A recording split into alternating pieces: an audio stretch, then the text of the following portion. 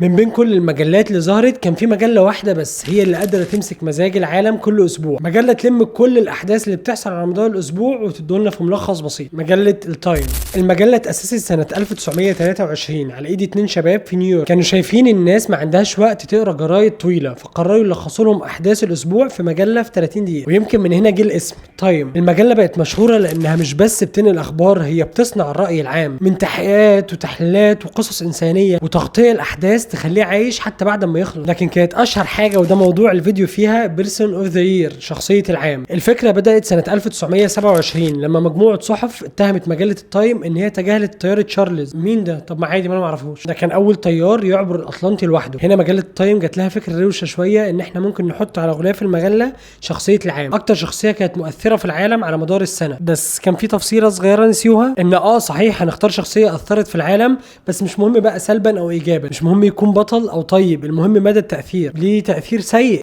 مش مهم، المهم انه مؤثر. علشان كده ظهر على اغلفتها ناس مثيرين للجدل زي هتلر سنة 1938 اللي حط صورته غلاف على مجلة التايم كواحد من اكثر الشخصيات تأثيرا، ده راجل قوم حرب عالمية. كمان حطوا جوزيف ستالين مرتين، اول مرة 1939 بعد ما وقع اتفاقية عدم اعتداء مع هتلر، وحطوه مرة تانية 1942. كمان حطوا الخميني بتاع ايران، وحتى سنة 2006 اختاروا غلاف المجلة انت. انا ايوه انت، كان الغلاف ابيض زي مراية بيعكس صورتك في رسالة ان اي شخص ممكن يبقى مؤثر. المجلة نفسها عدت بأزمات كتيرة واتهامات بالتمويل وانحياز الرأي، لكن رغم كل ده مجلة التايم فضلت محافظة على قوتها وانتشارها، لأن هي فهمت حاجة كويسة جدا، إن العالم بيتغير بس تأثير القصة عمره ما بيروح. وزي ما التايم بتختار شخصية مؤثرة على مدار العام، أنت كمان تقدر تبقى مؤثر حتى لو ما اتحطتش على التايم.